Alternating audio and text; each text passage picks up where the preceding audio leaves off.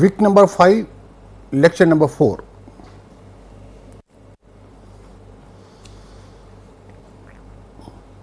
Hello friends, we are again on burnout. Of course, the title is burnout for healthcare professionals, but it is equally applicable for everybody. You have to take out a point or add some another point. It is for any professional working in any field, even it is applicable for students or for anybody, except the compassion fatigue, which we will talk about. Otherwise, the same principle applies everywhere. Objectives: 3 things and practice. Discuss the concept of stress in the workplace and how it has evolved into the wellness conversion. See, nowadays, since like more than a decade, we are not talking about wealth correction. We are not talking about health as such. We are talking about swasth, overall well-being. And therefore, India has also adopted this particular concept, and number of PHCs, primary health centers, have been converted into health and wellness centers. This you will study in later part of this course, I think in week 11 or maybe in week 12. So, the first point is we want to recognize the signs of professional exhaustion, and professional exhaustion we are basically talking about doctors, but it is for everybody, whoever is professional. Discuss some core concepts of being well, resilience, happiness, mindfulness, and discuss how to pass it on. But for the time being, mainly let us start with taking care of ourselves. Burnout in healthcare, 3 dimensions: emotional exhaustions, feeling low personal accomplishment.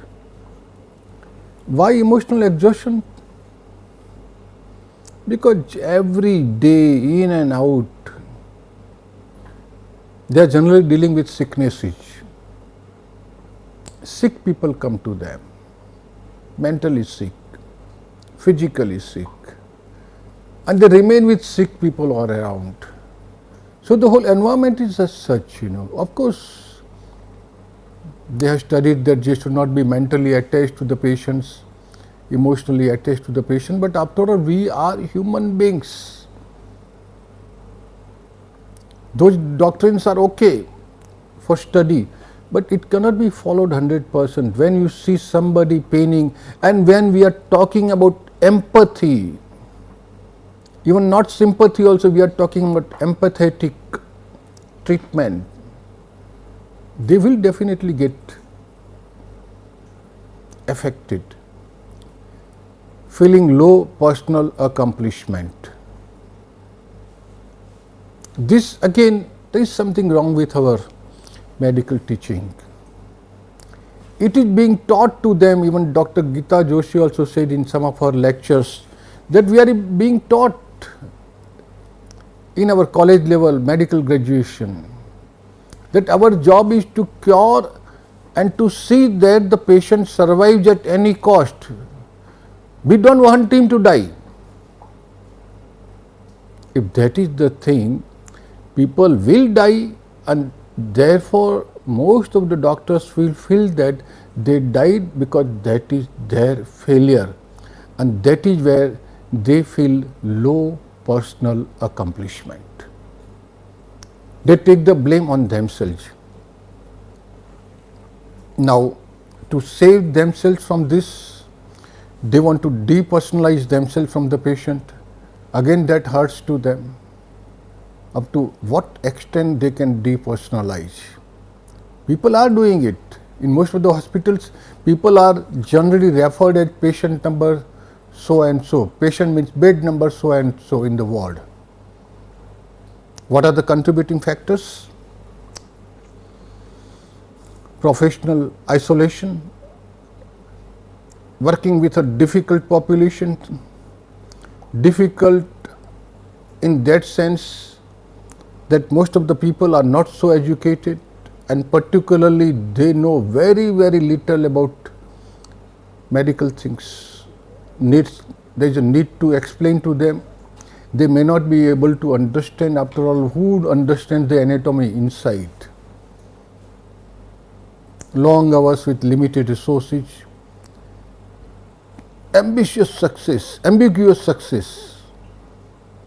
unreciprocated giving, failure to live up to one's own expectations, and personality variables. These are the contributing factors where people in healthcare and in other professions also, they rush towards burnout. Burnout in healthcare, personality traits. There are type A people, and type A people are anywhere, everywhere. They want perfectionism, they are workaholism. They don't want to leave their work at all.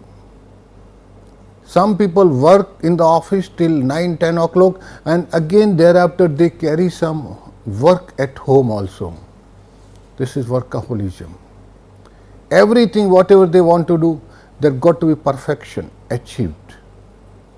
And such people tend to produce lots of stress about themselves. Of course, they also undergo lots of stress.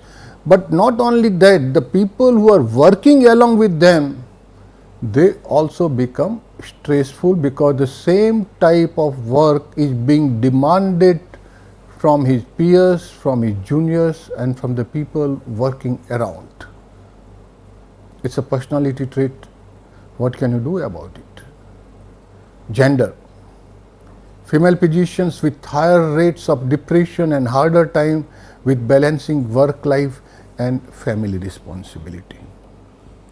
This is a problem. So many girls, they complete their medical graduation, they become MBBS doctor. Thereafter they get married, and once they get married, what is that? The family comes up. When family is there, luckily or unluckily, whatever it is, in our system, in Indian system, a wife has to look after the home also as well as the work also. And these doctors, women doctors, they get trapped in that particular thing. They can't, because they are so emotionally attached with their children and family, that they can't throw away that responsibility of home and just work in the clinic. No, it is not possible again for them. And if they start working full time in clinic, then here they are ignoring the responsibility at family. So the genders, particularly in professional roles, particularly for health professionals, it is a terrible task to select one out of two. And same is true for women working in other fields too, because there also they have to basically select between work and life. Burnout is a stronger predictor than depression for a lower satisfaction with career choice. You don't like a particular job, but still you have to pull on. You can't come out of it because you have got certain responsibilities as a family man, as a social person to fulfill. What will you do? If you just chuck the job, resign, where is the money to come? So you continue to work over there. You don't like to work, but still you are working. You don't have any satisfaction with your career profile, career choice. And that particular thing, that lower satisfaction with career selection, career choice, what it affects your health. Slowly and slowly you become sick. The greater the mismatch between the person and the work environment, the greater is the likelihood of burnout. Workplace stressors, contextual stressors, workplace and profession awareness management preventions. Here, physician's characteristics, physician's outcome, healthcare system and outcomes. This diagram is very good. You can see it. We will be putting this presentation in the reference materials. The cost of a burned out doctor. What is the cost on society, on a nation? First, let us see effect on patient, because after all we are producing so many doctors for whom? For the patients, so that our health system is improved. The doctor to patient ratio can improve. Effect on patient care and safety, patient medication adherence. Burned out, doctor is burned out, so he is unable to give proper care in diagnosis, in treatment plan and other things, because he himself is unable to treat himself. Physicians recommended evidence-based screening and health counseling reduced when physicians have poor personal health.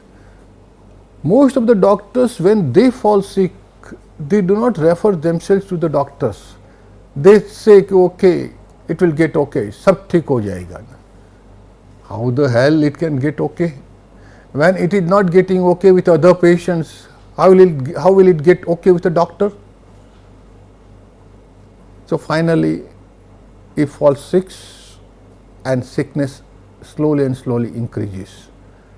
Tension increases, stress increases, and the last thing is that he gets burned out. Reduce workplace productivity and efficiency. He becomes sick, is stressful, naturally his output at his clinic will reduce. He will be able to see lesser number of patients. And lesser number of patients means lesser income. Finally, this physician, he has to resign the job. He is working in some hospital because he is unable to produce the result. If he is having his own clinic, he might have to shut down the clinic. Now you just see how much nation, how much society is spent to produce a doctor. Now this doctor, instead of helping the society on health matters, he just resigns, goes back to the home. The complete money is just wasted out. The cost of burned out doctor is very huge. And if he keeps on working the same condition, then he is not very useful to the patients also. Patients will not be happy. Burnout, being well while being a doctor. Why is it happening to doctors? To the people who choose to become doctors. It is happening to so many. It is happening to engineers. It is happening to other specialists also. It is happening to doctors because doctors specifically take this oath. They call it Hippocratic oath. Now the time has come that we must change this Hippocratic oath and something, make it little more sensible in our Indian context. I swear by Apollo physician, their physician, and so and all the gods and goddesses, making them a witness that I will fulfill according to my ability and judgment this oath and this covenant. And by keeping hands on these gods, he takes the oath that I look after the patient and patient's welfare is my first priority. This is the oath he takes, and this oath goes into his mind, and therefore he just works for patient safety, patient safety, patient safety, and finally he neglects his own safety. He becomes workaholic and just cannot come out from that loophole. Even Declaration of Geneva of the World Medical Association, adopted in 1948, gives out this, and it also impresses upon the doctor that you will work for the welfare of the people, particularly patients. I pledge myself to consecrate my life to the service of humanity. The health of my patient will be my first consideration. I will maintain utmost respect for human life from beginning, even under threat, and I will not use my medical knowledge contrary to the laws of humanity. For him, the patient's safety, patient's well-being comes first. He doesn't want that patient should die at any cost, and that brings lots of stress to him. Framework for linking cultural norms in medicine with burnout factors and potential interventions. What sort of interventions we can do so that the burnout in this particular profession is reduced. Service negative potential is deprivation, burnout factors compassion fatigue. Let's take the compassion fatigue also. Compassion fatigue is this is sort of fatigue which is being produced because doctors are devoted and they are supposed to work on compassion. Compassion is the main factor, empathy and compassion. In fact, there are so many professions which works on compassion. Firefighters, police people, whenever something happens, police people are the first one to go over there. Social workers, when something happens, some natural calamity, social workers, they just rush to the spot. Now all these people, they are the first responders.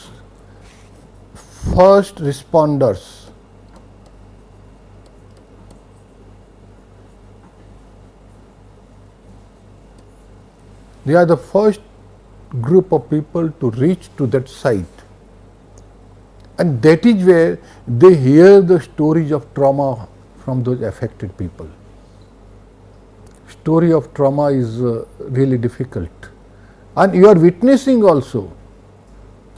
So now this particular thing affects your psyche, affects your mind, affects your emotions, and over a long period it creates, we call it a secondary traumatic stress. The stress which has been produced, it's a secondary stress, it has been produced because of your profession. Reaching over there and listening to the stories of traumatic people day out and day in and for so many years.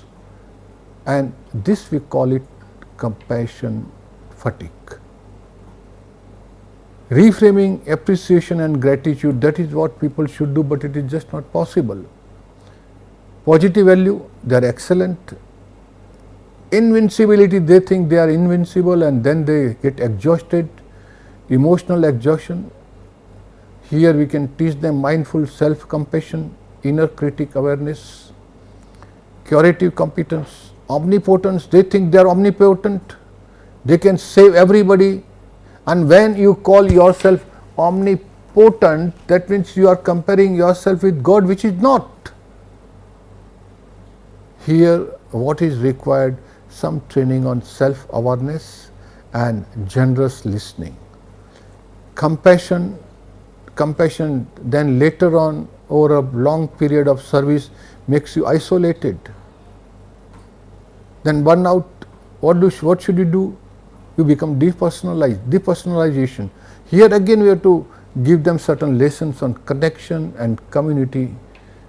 Silence is energizing. Compassion fatigue, state of exhaustion and dysfunction, biologically, psychologically and socially, as a result of prolonged exposure to secondary trauma or a single intensive event. Secondary trauma, I told you, when you keep on listening to the traumatic stories of people who are encountering, who are suffering trauma. It can be because of calamities, it can be because of fire, it can be because of war, and for the doctors, all these stories definitely come from the patient themselves, and that is how that secondary trauma gets formed into their mind. What are the contributory factors? Helplessness. They are incapable because this is their job. When fire has taken place, a firefighter has to go there because this is his job, he is being paid for it, he has been trained for it. And this is what people expect, that during fire, firefighters will be the first group of people to reach over there. Similarly police, similarly doctors, similarly soldiers, everywhere. They are always the first responders, morally as well as by duty also they are supposed to be first responders to the place. Confusion, naturally such situations there is always a confusion and they have to face the confusion, except hospital where there is little discipline. Patients come to the reception, from there immediately they are being taken to the traumatic wards, and that is where they are being treated. In fact, in most of the hospitals there are trauma centers where the patients immediately they are being rushed over there. Isolation, then when they work in such situations they get isolated. Exhaustion because of work, overtime.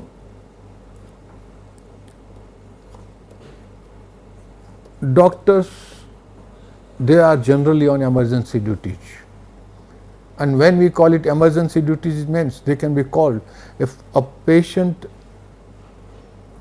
situation becomes dangerous and if he needs an urgent intervention in terms of operation or anything else, a doctor needs to get up from his bed and come rush to the hospital. Time may be anything, situation may be anything. Feeling of being overwhelmed by work, you know. So these are the contributing factors, and this is the definition of compassion fatigue. We call it CF. Compassion. What is a compassion? It's a virtue. We learned this in our first week, that ladder: sympathy, empathy, compassion. It's a virtue, it's a moral tenet. Yes. Fundamental to provider and patient relationship. It is a fundamental thing. If there is no compassion in the heart of a doctor, he is not supposed to be a doctor at all. A doctor has to be a compassionate doctor. Then only he can understand the needs of a patient. Patient, of course, is a client or a customer or whatever you want to say in commercial terms, but the first thing a doctor must consider patient as a human being, and then thereafter he must talk to him empathetically and provide compassion. Role requirement for a healthcare professional is that he is always compassionate with the patients. Compassion, satisfaction. When you are compassionate and you really like and work for your patients, the satisfaction what comes from it becomes compassion, satisfaction, and it's very, very positive. You feel very happy.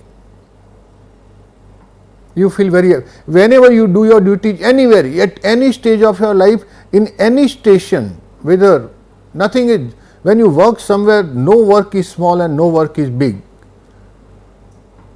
As far as the work is concerned, a peon is equivalent to the president or a prime minister because they are working in their own stations, own stage of life. Work is equally important. So, as a doctor, when you work with compassion and whatever may be the result on patients, you are satisfied. Satisfaction increases that I did my job 100%. Positive sentiment the provider experiences when able to empathetically connect and feel a sense of achievement. Patients and relatives come crying to you, and when they leave the hospital, when they smile and thank you, that is a sense of achievement you rarely get anywhere in any other profession. Positive reinforcement with patient's improvement and belief that provider has made a positive impact on the life. He has again regained his health and is going back as a healthy person.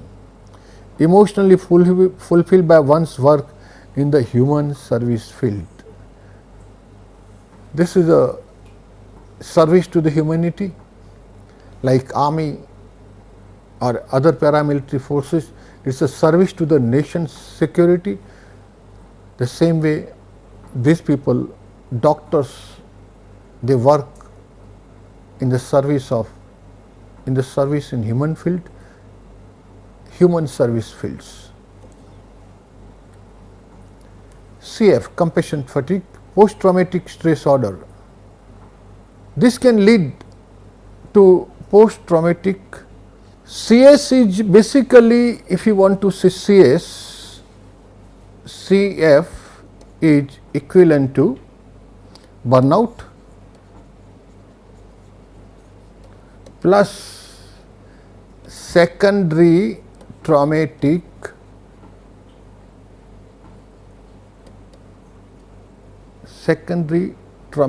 stress. So, in a way, compassion fatigue is much higher in intensity than the normal burnout, and therefore, one must look into it and provide some treatment for it. Otherwise, doctors or health providers are gone forever. Post-traumatic stress disorder, most empathetic, most likely to experience CF, no quick fix for traumatized patients, challenging for the empathetic provider participating in the patient's anguish, hyperarousal, disturbed sleep, irritability or outburst of anger, hypervigilance, avoidance, not wanting to go there again, and the desire to avoid thoughts, feelings and conversations, re-experiencing intrusive thoughts or dreams and psychological or physiological trauma.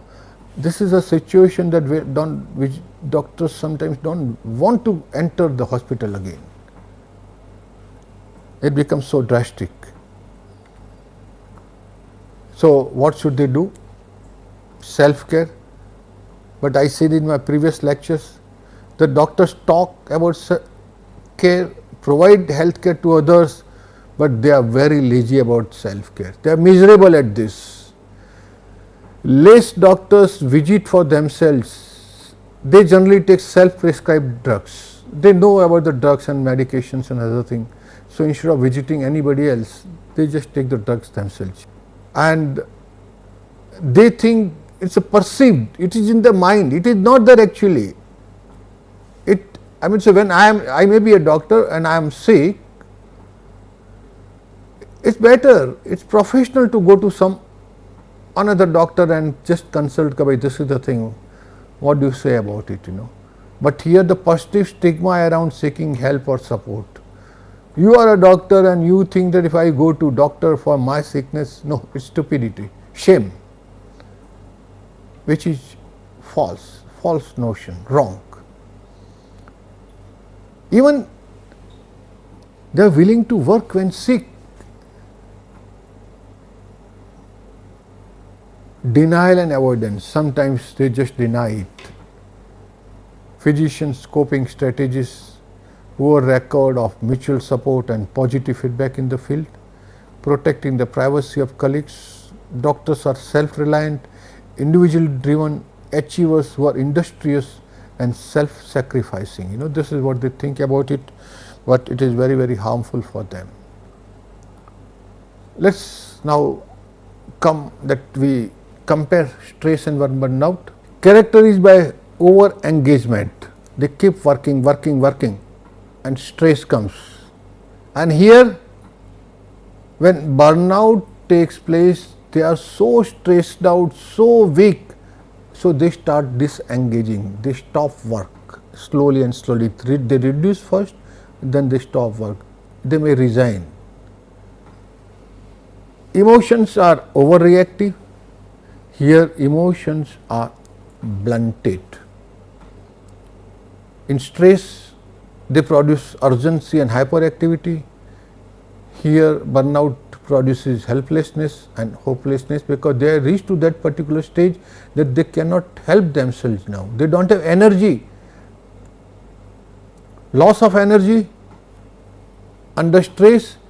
Here in burnout, loss of motivation, ideals and hope. That means this is something, motivation, ideals and hope, these are the factors which keeps us running and running in life, We want to live more and more.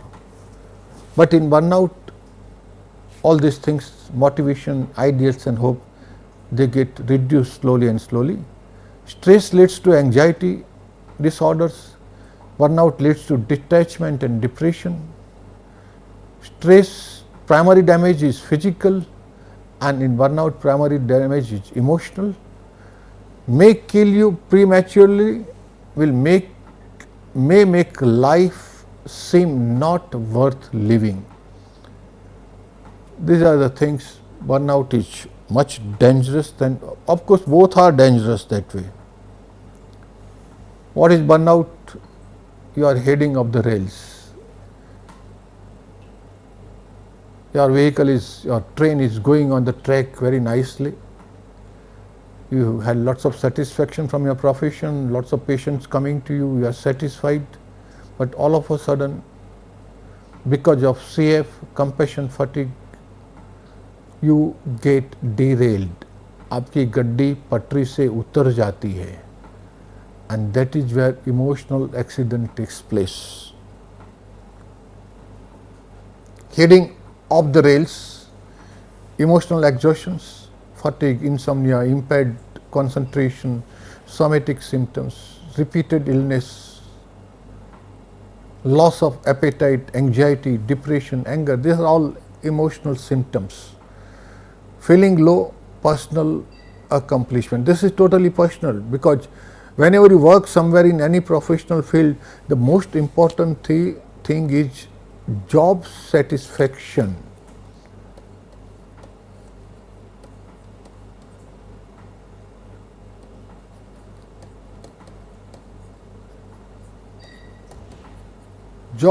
When you get satisfaction in your job, that is job satisfaction, and for that particular thing you keep going, you want to work harder and harder.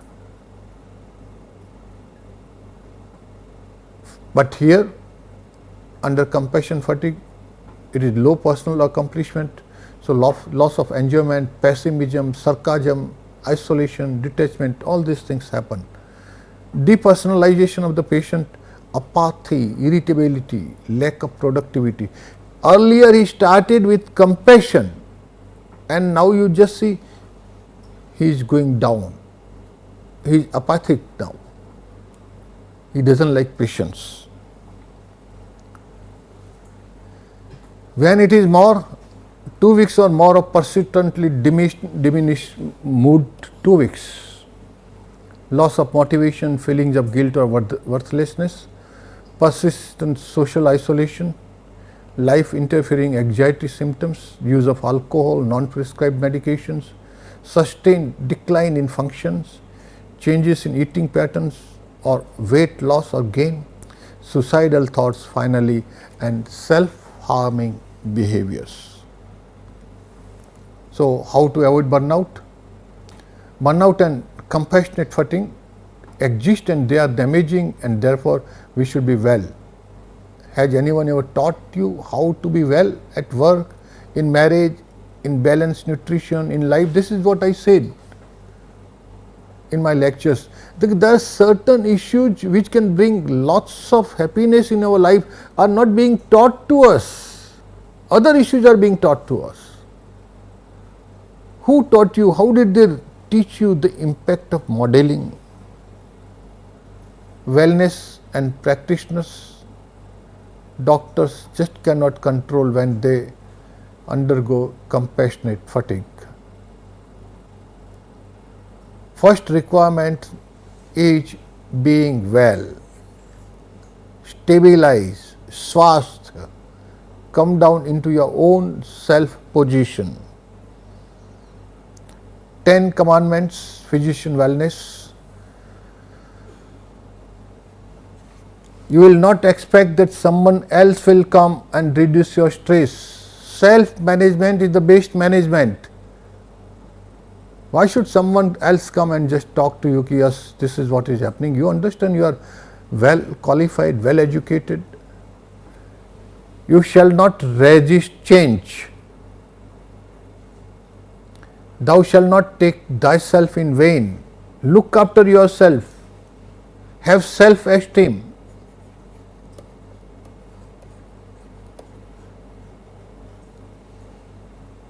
Remember what is holy to you and what is holy to everybody. Holy to us is our own well-being first.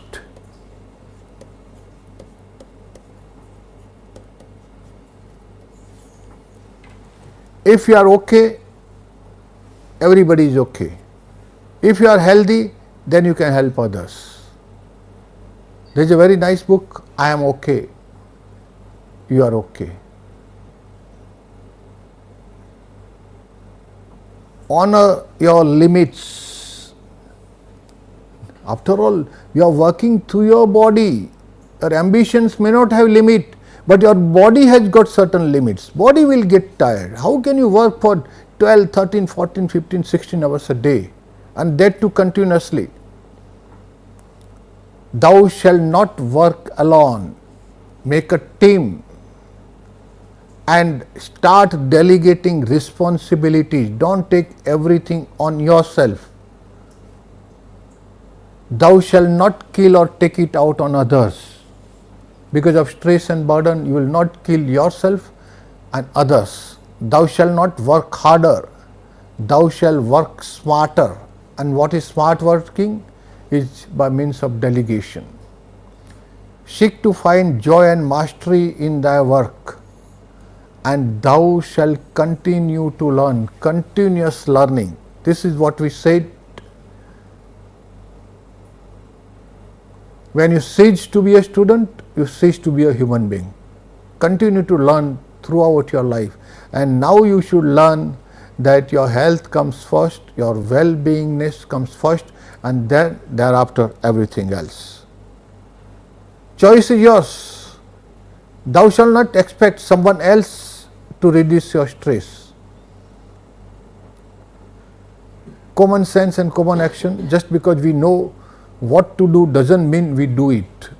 We are what we repeatedly do.